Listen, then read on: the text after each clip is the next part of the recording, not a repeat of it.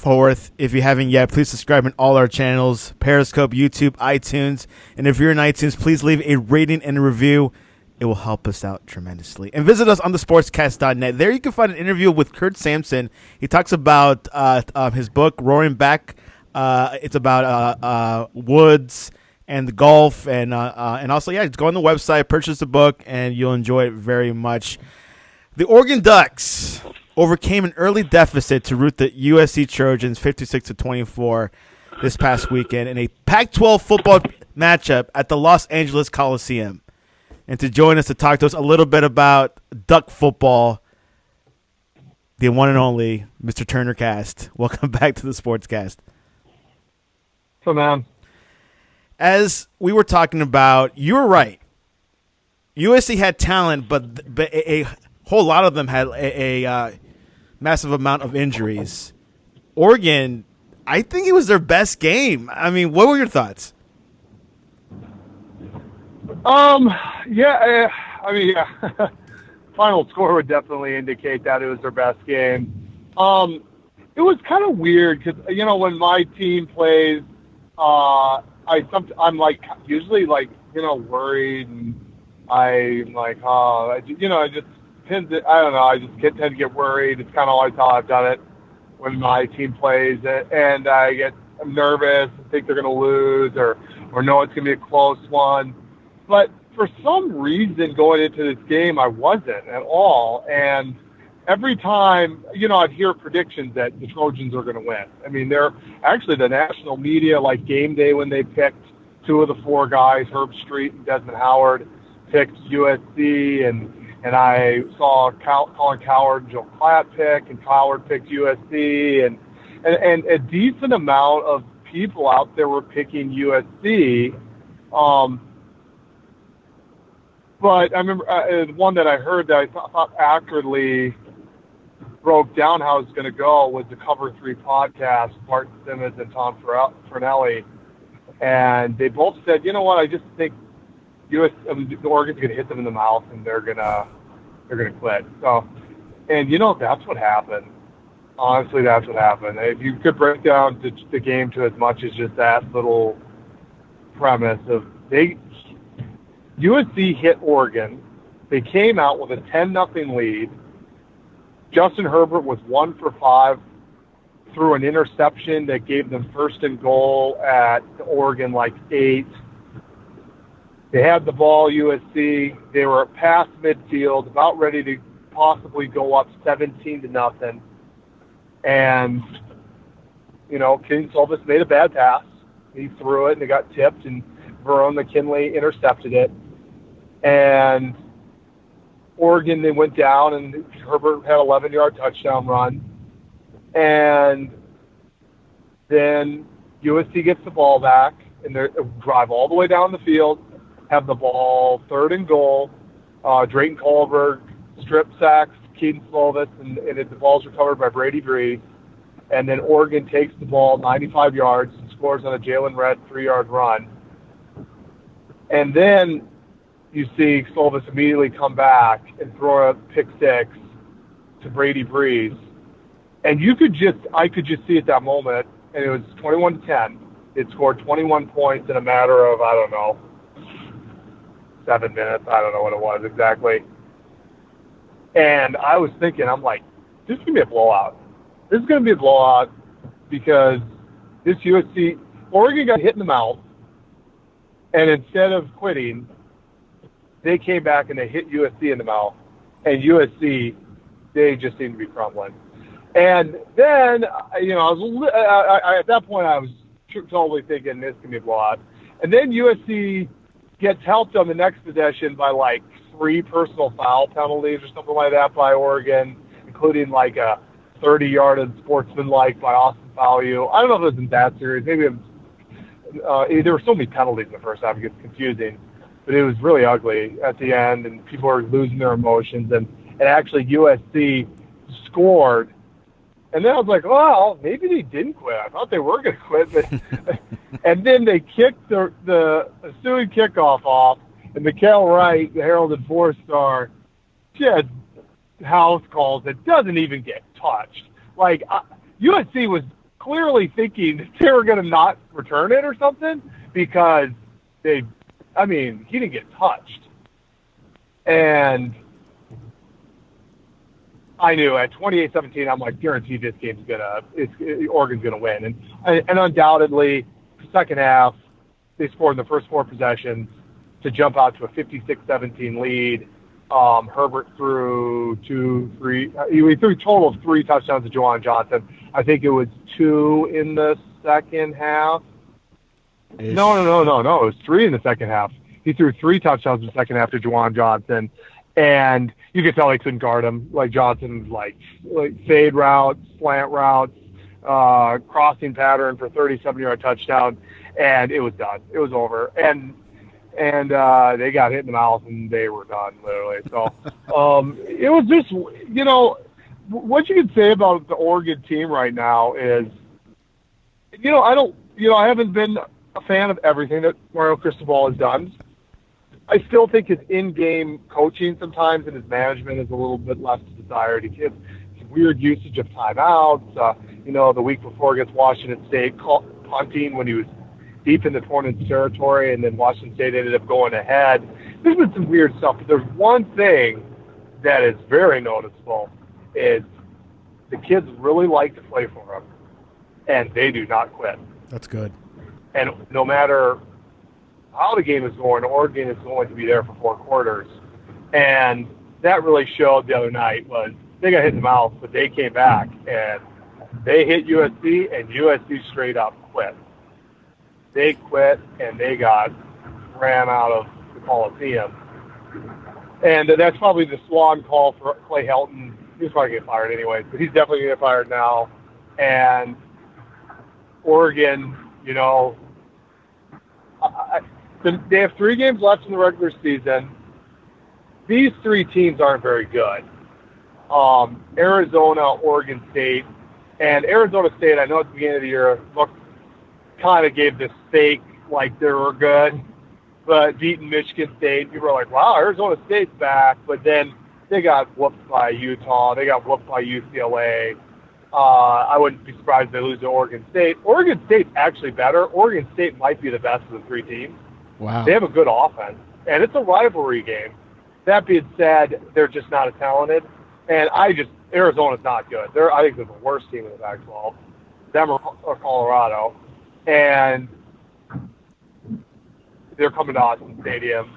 I don't think Arizona State's very good, but it's a road game, and they can play some defense, and it's a road game. It's in the desert, especially if it's a Pac-12 after dark. You never know. And then Oregon State is a rivalry game, and Oregon could be looking ahead to the Pac-12 championship. That game's a little sneaky. But that being said, I don't see Oregon losing. I think this is a pretty composed team. This is a pretty mentally tough team. And I know some of that was questioned, but, they've won 3 straight games. They've won all their road games. 2 of their games, they came back with fourth-quarter comebacks. This last game, they got hit in the mouth, and they came back and blew them out of the water. It's just a pretty tough team. I don't see them having a downturn. And honestly, Arizona State, and Oregon State just aren't very good. They're just not a very good team. Maybe one of them makes the bowl. That's about it. So, I think we will see Utah versus Oregon in the Pac-12 championship. Yeah, which I know last week we were talking about that you were. I think you were saying maybe not Utah. I think you were saying USC possibly. Yeah. But it looks like Utah, which they won this past weekend, looks like they're the clear not clear favorite, but the favorite for now. Because you never know with Pac-12. Who's the favorite? Utah from the Pac-12 South might be the clear favorite now. Standings. They do play UCLA, and UCLA does control their own destiny, and UCLA is playing pretty good. They've won 3 games in a row, and they're looking a lot better. I just don't think they're as good. And this Utah team's tough, too. So that just as I got saying that this Oregon team's tough, Utah's tough, too. They got hit in the mouth, and they came back, and they imposed their will on Washington. The 2 best teams in the Pac-12 are Oregon and Utah. And it's not just talent, it's just they're mentally very tough teams. They have two very mentally tough coaches, and you can see it play out on the field. They play very good on the line of scrimmage, both teams, and they run the ball, and they have experienced quarterbacks who don't turn the ball over. Like, honestly, I think every conference has a dichotomy of, like, who's the best. And some people are like, oh, the Pac-12 has parity. Not this year. Unquestionably, the two best teams are Oregon and Utah, and it's not even close. Yeah, which Utah's right behind Oregon and like the 8 people. Yeah, I would say there's more parity because they're saying there's too much parity right now in the Pac-12 this year. There's not parity. By far, the two best teams are Oregon and Utah. I'd say there's more parity in the Big 12 this year. I don't think there's such a drastic difference in who's better in the Big 12 this year. So I'd say actually the Pac-12 is more resemblant to the Big 10, maybe. The Big 10, you'd probably for sure say that Penn State and Ohio State are the two best. I'd compare a little more to that this year. Real quick, who from USC impressed you like the most? Well, when it comes to USC, it's undeniable. Okay, so like in my formula, there's a fifth most talented team according to the team talent composite by 247 Sports. They have the number 4. And even in the little bit that you saw in that first half, USC has some serious talent. I mean, they have a lot of team speed. They have guys that could fly around. That Paulo Ma, who was the safety who actually ended up getting ejected because of targeting. He had a sack. He had an interception. He's a very good player. Talanoa Hufanga, who didn't play in the game, is a very good player. I forget. I don't know how to say his name. Patio Getatia, the linebacker. He was a 5-star. He's a very talented player. Jay Tufeli and Marlon Tuapolosopo, the D tackles are guys that can play. Drake Jackson, who didn't play in the game, is a talented player. They have talent, and their wide receivers, Ronte Brown, Michael Pittman, Tyler Vaughn, Drake London, or Kyle Ford, who even played at the end and scored a touchdown. They have a lot of talent. So that's why that USC job's going to be appealing, because he's not going to walk into a terrible roster. He's going to walk into a top 10 roster, and so that makes the job pretty appealing right now. So I mentioned those are a lot of guys. And Keaton Slovis, you know what? He made some bad interceptions, but you know what? It was a tough game because Oregon dared USC to run. They dropped a ton of guys in the coverage, and for a freshman to try to read against a secondary, remember, Oregon leads the call football, the FBS, in takeaways.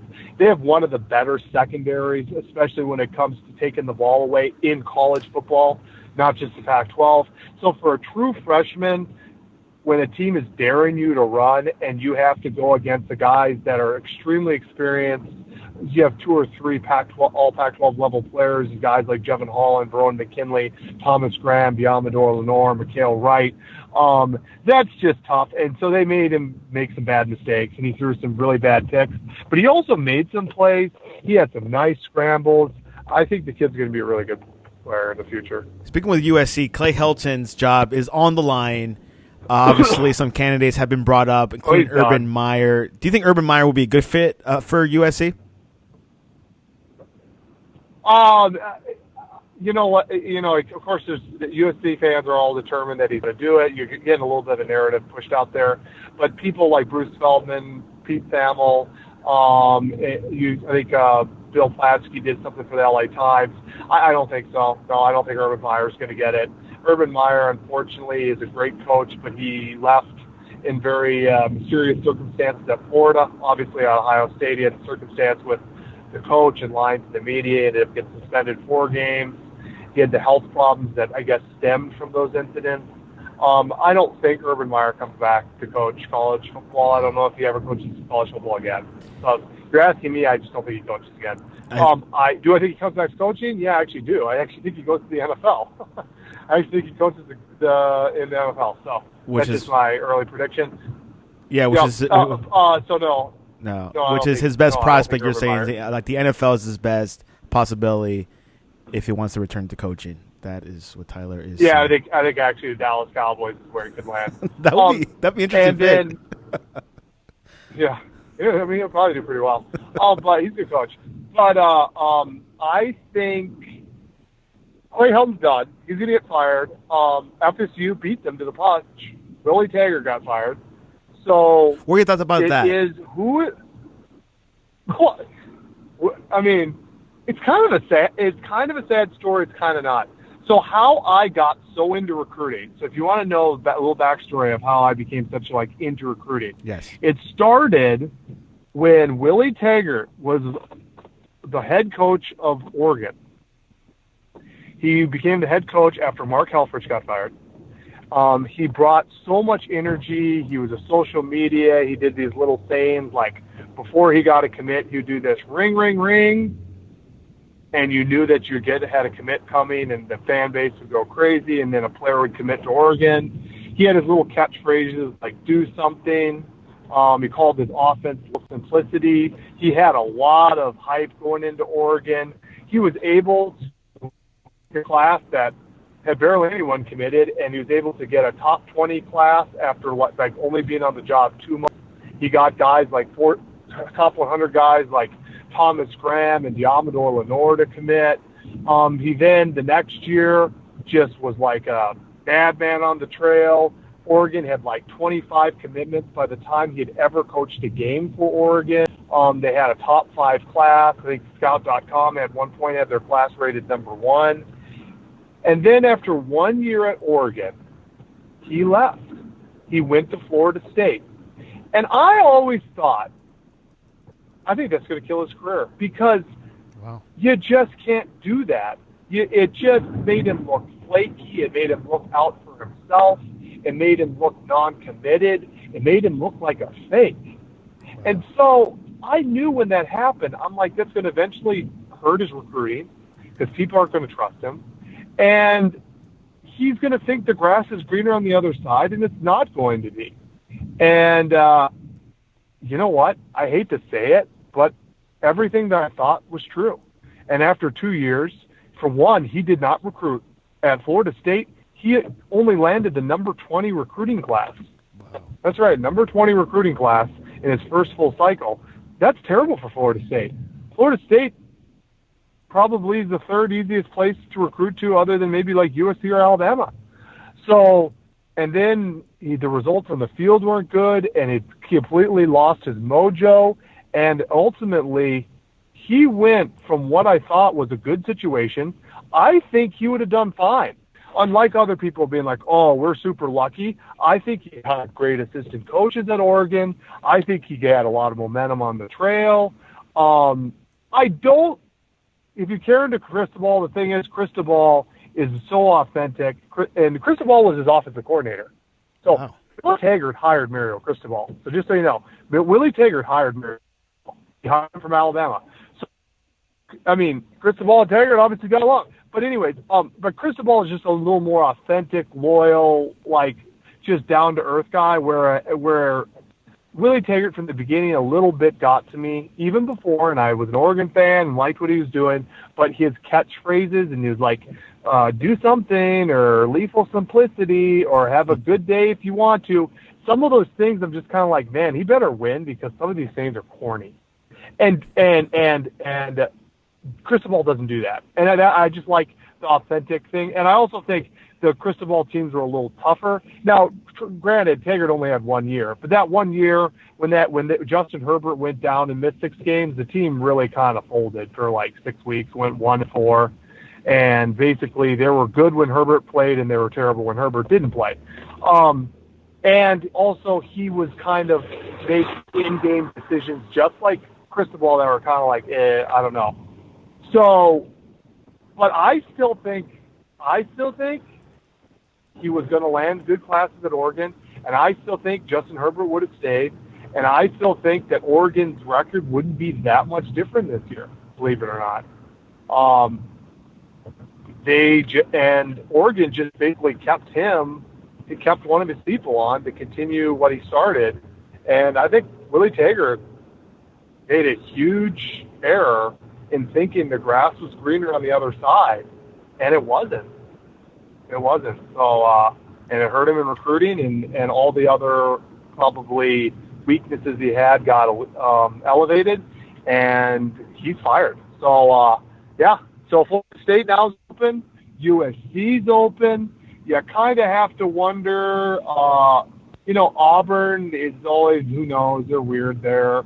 Arkansas, Chad Morris is not doing very well, so you have to wonder there. He's only been in the job 2 years. And then you have to wonder if a Matt Rule leaves Baylor. You have to wonder if a James Franklin leaves Penn State. That would open it up. Yeah, I just don't know if Jim Harbaugh might leave Michigan. Michigan's playing better. It still doesn't mean Harbaugh's not going to leave. So there could be some pretty good jobs opening. I think this is going to be a little better year when it comes to overall job openings in college football. Yeah, there was I think 2 firings this weekend. I think the assistant coach of Rutgers also got fired. So I think it was an offensive coach or no, Syracuse. Syracuse, that's right. Syracuse. Rutgers head coach. Rutgers is open too, but that's not a very hot job. I'll be applying to that one this summer. Anyways, what are your predictions for tomorrow's college football playoff? Obviously, like the first one comes out tomorrow night. You did send a screenshot to our group chat. What do you think will happen tomorrow night? I'm hearing a lot of different things. I don't know. It's a committee. I think they're very well-respected, very intelligent people. I think they use a lot of analytics. I think they use a lot of metrics. I think they use compare schedules. I think they compare conferences. I think they, I think they look at resumes. I think there's an eyeball test just to see how team lines up on like offense, defense, offensive line, D-line, quarterback position. I think we kind of know the top 4. What order it'll be in, I'm not sure. I, for some reason, suspect because LSU has better victories that LSU is going to be 1. Just call it a hunch. I think LSU is going to be 1. I think Ohio State will be 2 because I think they have better victories along with the fact that they've looked very good with the eyeball test. I think Alabama will be 3.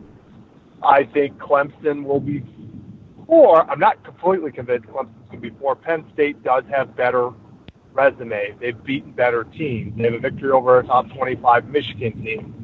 They have a victory over a top 25 Iowa team on the road. I'm actually going to call it. I think Penn State's 4. I think it's LSU. I think it's Ohio State. I think it's Alabama. And I'm not even, Alabama just does not have good victories. Alabama does not have a top 25 victory. The eyeball test with the ridiculous, offense and all that shows that Alabama is. But the only thing is their schedule's not good. And they do put a big onus on schedule. So I think okay, so I'm going to go Alabama 3, but wouldn't be surprised if they're 4. Penn State 4. I think Clemson is 5. 6 is interesting to me. I think it's either Georgia or Oregon. The argument for Georgia is Georgia has the better victory, meaning they've beaten 2 top 25 teams in Florida and Notre Dame. The argument against Georgia is they have a loss to an unranked team at home. The argument for Oregon is Oregon's overall record teams that they've played percentage is like 56%, which is, I think, the second best of anyone in the top 10 currently. And their only loss was a last-second loss on the road to a top, probably Auburn top 15, maybe top 10 team. And Oregon also was missing their 2 leading receivers. Remember Juwan Johnson, who I just talked about, who had 3 touchdown catches? Yeah, he didn't play against Auburn. Micah Pittman, who's had 2 touchdowns, the big one against Washington and a big one against USC, he didn't play against Auburn. So you have to wonder if that matters because that lack of playmakers made their offense one-dimensional in the second half, and they had a big lead, and could they have kept that lead with them? I think so. I actually do. But I don't know. The worst loss is Georgia. The better victory is Georgia. I don't know. Maybe Georgia 6. Oregon 7, but it's really close. And then 8 would be probably Utah. They don't have great victories. They probably won't have a victory over a top 25. They also have a loss to a team not in the top 25. But the eyeball test is they're a pretty good team. Yeah. And then 9, that's the biggest thing. And then 9 and 10, Baylor and Minnesota are undefeated, but I've seen them. They have not played strong schedules, and especially Baylor's not that good. Meaning, if you look at advanced analytics, Baylor's barely in the top 25. Yet they're undefeated. I know it's weird. They beat Texas Tech in overtime. They won by a fourth quarter field goal over West Virginia. They have they won, I think, last second missed field goal or something over Iowa State. Baylor could have 3 losses. A couple of those games, I think, if you look at metrics, it actually should have lost. So Baylor's not very good, but they're undefeated. You have to put that into context. Minnesota actually is better because of the amount of victories that they've had in the Big Ten. They've won by a considerable margin. I still think they're going to come back down the earth. And then you got an Auburn who has a top 10 victory over Oregon, but then lost to Florida, but then only lost by 3 to LSU, and then defensively one of the best teams in the nation. And then Florida, they could have lost by more to Georgia. They were pretty much outplayed by LSU. They beat Auburn. That's a good victory. But Florida at times hasn't looked great. I would probably go, and then you got Oklahoma, who's looked great, but they lost to a team who's now ranked. I would actually probably go Oklahoma 9th, and I would probably go 10th Minnesota. Because actually, when it goes to analytics, Minnesota is the top 10 team. Offensive and defensive efficiency, the SP+. So, yeah, that's my top 10. That is Tyler's predictions for tomorrow night. The committee will release it tomorrow night. I think it's around 7 or 8 o'clock at night. Really looking excited to it. AP poll is a great poll, but it's not the official poll. That does not get you to the playoffs. There's a committee that will decide the top 4. And, 2 SEC teams, 2 Big Ten. Could that hold to the end of the season? Well, Ohio State, Penn State play, and LSU Alabama play, so no. But will the loser be in the discussion? Yeah, it's possible. It just depends on. I just think at the end of the day, if Oklahoma, Oregon, or Utah are a one-last conference champion, yeah, I think there's going to be enough. I think they get in over a one-loss. Whoever loses the Alabama LSU game needs to hope that the champion, there needs to be a 2-loss champion in the Big 12 and the Pac-12. That's my opinion. I think it will come down now. If there's a 1-loss Big 12 and a 1-loss Pac-12, it'll be close. I think they'll have to do some big-time digging into the numbers to pick the winner over those 2. But I just think the 1 loss, you're in the conference. It's just the way it is. If you're a 1-loss team, I don't think they get in. That's my opinion. Things are shuffling through. And by the way, guys, we'll have a big show on Thursday, so we'll go more in detail of what happens tomorrow night. And I do want to go on, can Alabama afford a loss against LSU? But Tyler cannot say the answer right now until Thursday. Yep. Anyways, Packers lost yesterday against the Chargers, 11-26.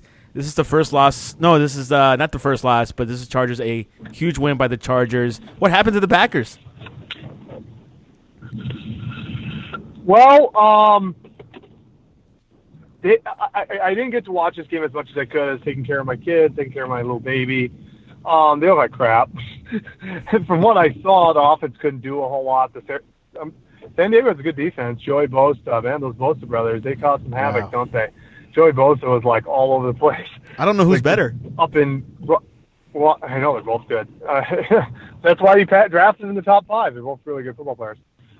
So, yeah, they just couldn't do anything offensively. The offense has been odd this year. They've had a couple really bad games, and they've had a couple incredible games. The defense continues to give up, really big, explosive plays. This Packer team, I think they finish about 11-5. I think they get into the playoffs. I think they maybe win a first-round game. I just don't think they're great. I don't think they're a great team. So I think their record is better than how good they are.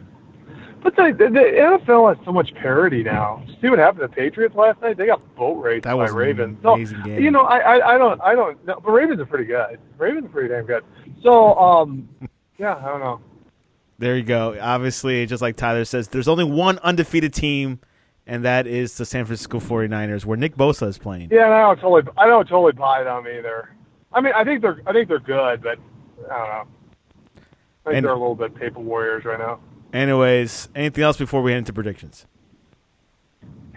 No, not really. Thinking about going to Penn State versus Minnesota. Should I go? You should go. Should I cover the game? Go. Should I cover the game?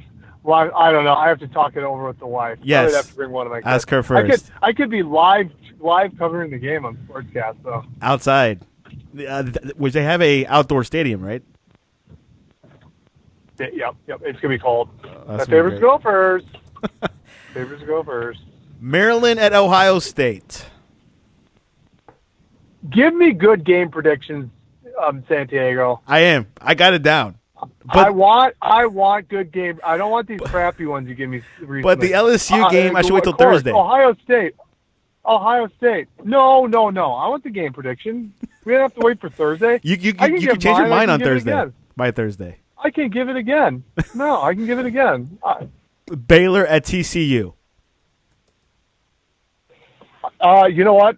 Like I said, I don't think Baylor's a great team. I think TCU is not a bad team. I think they're a good team at home. I think TCU wins. TCU wins. Penn State at Minnesota. You know what? I've been like, Penn State's going to blow them out, but it is, the bad weather. I still don't know about Penn State. But I don't know. I'm going to go Penn State, but I don't know. I both these teams I think are undefeated, but I think they're maybe just a little overrated. So I'm going to go Penn State. I think they're more talented. But I would not be surprised if Penn State lose one or two games. So I go Penn State. Penn State. Kansas State at Texas. Kansas State's playing pretty good. Texas is battling injuries. It is at Texas. I'm going to go Texas because it's at home, and their backs are against the wall a little bit. They're out of the Big 12 race if they lose this game. I'm going to go Texas, but it wouldn't shock me if Kansas State wins. East Carolina at SMU. SMU. Iowa at Wisconsin.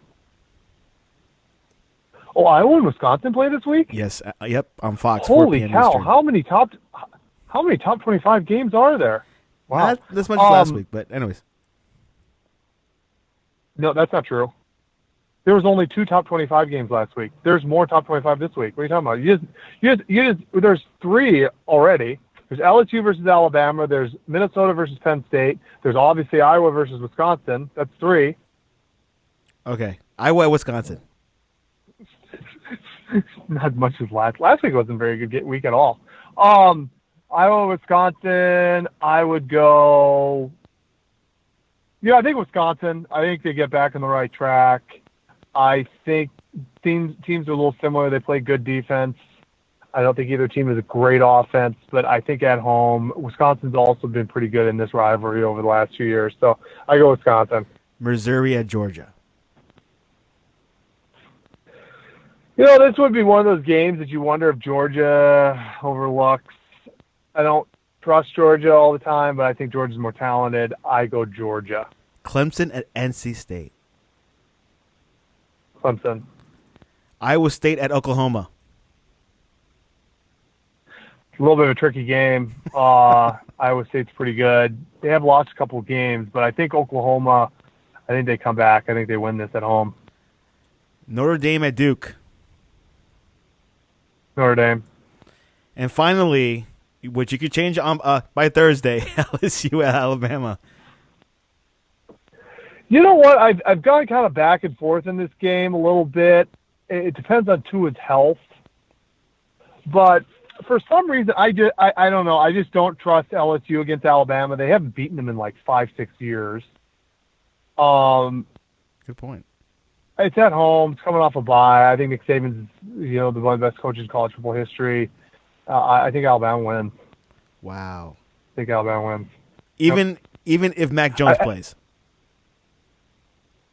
I think Tua plays, and I think Alabama wins. Yeah, I do. I think Alabama. I don't think Alabama loses this year. The playoffs they haven't called that yet. We'll see how it turns out. I think they end up being 13-0, and the two teams I really feel safest saying I think that is Ohio State and Alabama. For some reason, I think Clemson. I told you the hot take. I think they lose to Wake Forest. And I don't think they make the playoffs.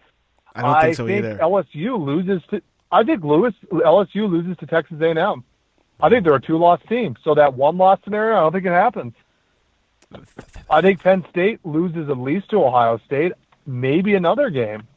I don't think it's going to be because right now it's like, oh, how are we going to sneak these teams in? I think plain and simple, it's going to be one of those things. It's going to be like Alabama number 1, Ohio State number 2.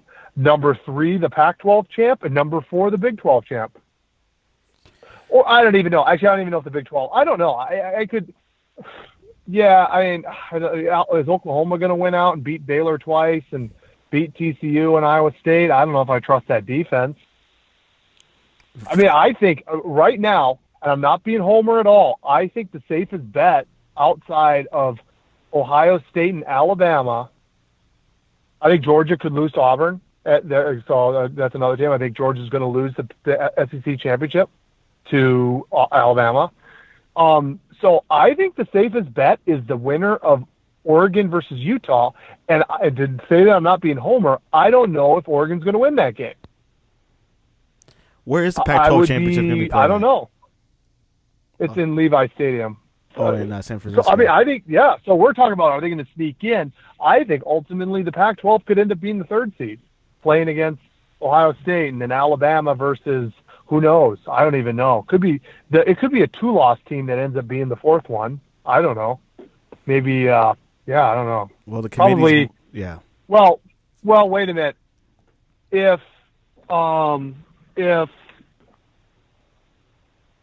Clemson, if there's the chaos that I'm kind of predicting, if Clemson lost to Wake Forest but came back and won the ACC championship, but if Wake Forest beat them, they'd own the tiebreaker, so Clemson might not even play for the ACC championship. But let's say they did, and Wake Forest loses another game, and Clemson was a 1-loss team and an ACC champion, they probably still would get in with all the chaos that I'm saying. I don't know. There could not be some chaos. I don't know how chaotic it's going to get. I just see some teams losing right now. They're acting like only 1 loss between Penn State, Ohio State, only 1 loss between Alabama and LSU, and it's like LSU still has to, or Georgia's only 1 loss, but Georgia still has to play A&M and has to play at Auburn, and LSU has to play A&M, and Penn State has to play, Minnesota and Ohio State. Ohio State has to play Penn State, and they have to play at Michigan in a rivalry game against Michigan, who's playing a lot better. I don't know. It's not quite as cut and dry as what they're saying, because there's a lot more chaos that could happen.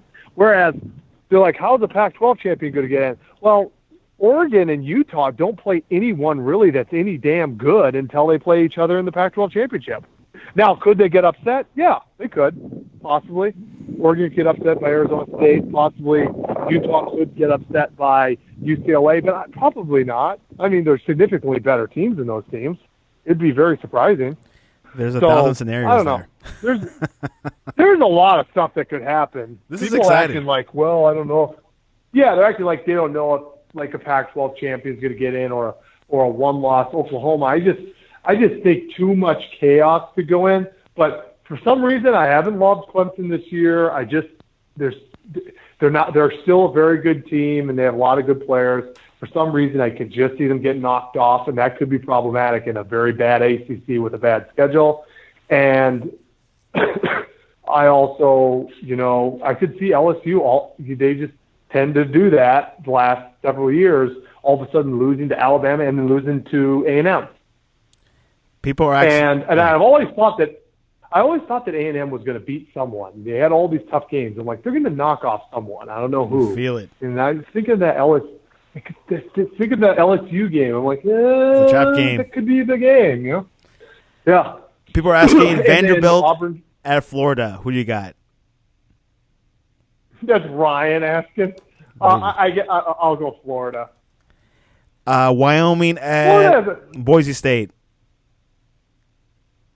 Boise State. Okay. I won't ask you Nevada, San Diego State. San Diego State. San Diego State's pretty good. I know. And Nevada. Do you remember what happened in Nevada when they played in Oregon? Yeah, it was like 57-0 or something. It was 77-6. Wow, that was their best game. It was both.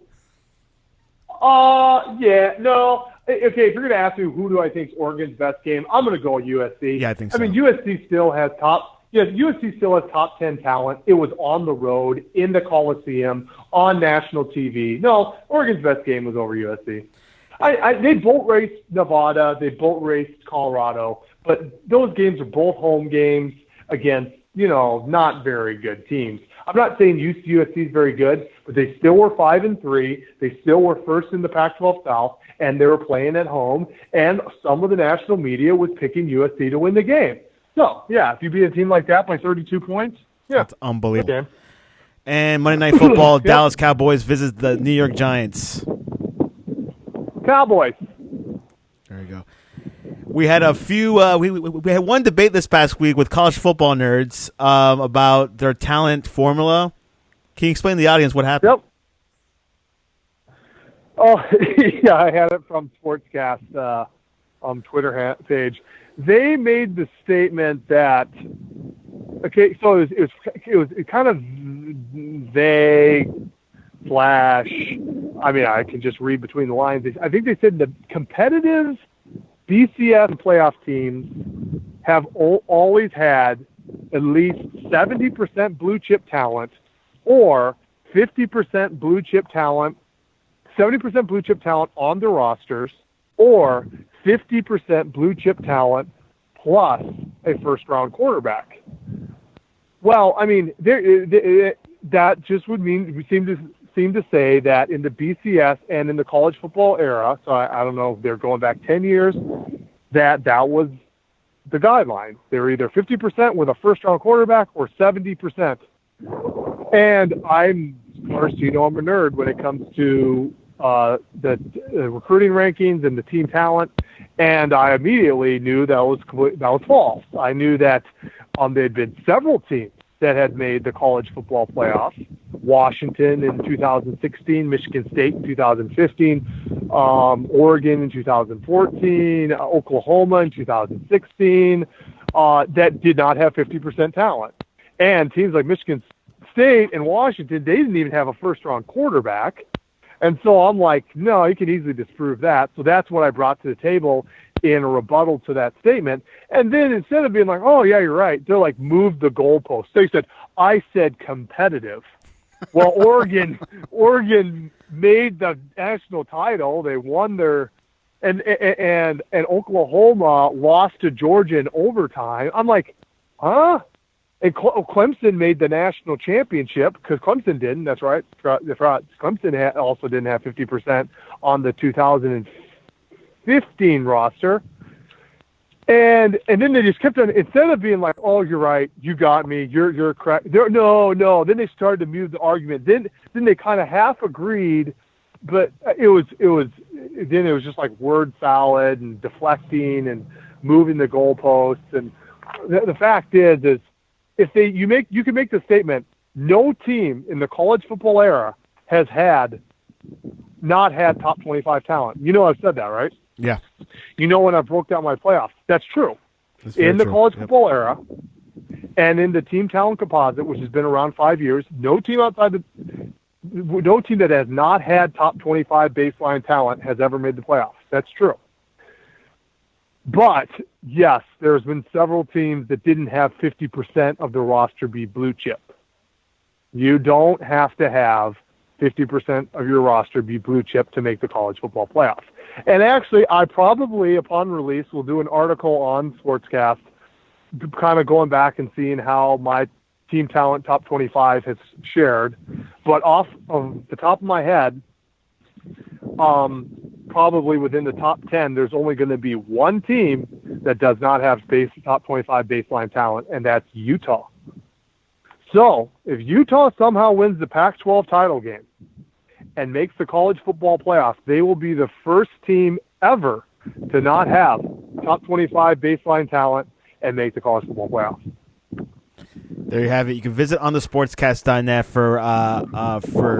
to see more of those articles about team talent, his prediction of who are the top 10. Is it top 10 or top 5 you put? Top 10. Top 10. And I'm going to probably today or tomorrow I'm going to put the top 5 in the Heisman rankings. Yes, Heisman rankings. So does definitely. Does Justin Herbert deserve to move in the top 5?